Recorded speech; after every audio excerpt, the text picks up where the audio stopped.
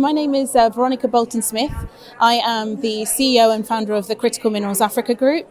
It's first and foremost an advocacy platform that seeks to bridge the gap between understanding what critical minerals are and what they can do for the continent, and also how to attract investors into this quite difficult space. Yes, it sounds like quite an intense space. Tell us what led to you setting this up? Yes, so I set up the Critical Minerals Africa Group. Really, it was born of frustration.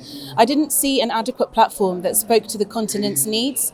I saw a lot of groups and associations that existed for Canada, the USA, Australia, and beyond, but nothing really that looked at Africa. And to me, that was quite worrying because given Africa has between 30 to 40% of the world's critical minerals and rare earths, we definitely need a platform that can bridge the gap between what these minerals can do and how to attract investment. So it was a no-brainer for me. And yeah, essentially we have been set up to support African development, industrialization and utilizing their minerals. Yeah, so how can Africa better harness its kind of natural mineral resources? Yeah, so I alluded to it on the panel I was speaking on this morning, but essentially it's to address, first of all, three fundamentals. That's to make sure that each country on the continent has cheap, reliable power. So that actually means access to the grid. So we really need to fix our grids, our transmission and distribution lines, and we also need to look at an energy mix, which would also utilize coal, gas and oil in a decarbonised fashion.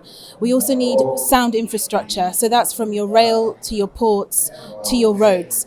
If we don't have adequate infrastructure in place on the continent, there is no way we can transport any value add. So whether they be concentrates, cathodes, etc., we need sound infrastructure and certainly to export out. And I think lastly, it's that water, access to water. Water's needed in the breaking down of the mineral rocks. And so having access to water is vital. Conversely, those are the three things that one would need also for, say, setting up data centers. So they're really important sort of foundational things to get correct in each country. I think the next thing that one needs to look at when looking at how to develop critical minerals is the knowledge, the understanding, the capacity building. We have a growing population on the continent. In 30 years, we'll supersede the rest of the world. 2.6 billion will live in Africa. We need to address the job issue, and that is investing in technical colleges. It's making sure that if we are looking at something that has a value add to it, let's say iron ore, for example, then we have the correct engineers in the continent that can work on those things. So it's about investing now into our education system, into building those technical colleges so that we don't lose out to brain drain. Let's talk a little bit about what exactly is critical minerals. Yeah, good question. Yes, and I'm glad you've asked because I think there's a lot of misunderstanding about what it is. So it's around criticality. So criticality really is around, what's driving the interest in that particular mineral. It's often driven by a lack of it's often driven by that the market it's a market failure, is what I wanted to say. So it showcases a market failure. Now, the minerals that are used in, say, batteries, electric vehicle batteries, lithium, copper, cobalt, nickel, these are the minerals that are currently seen as critical minerals and appear on critical minerals lists in the West, in the US, in the UK, for example.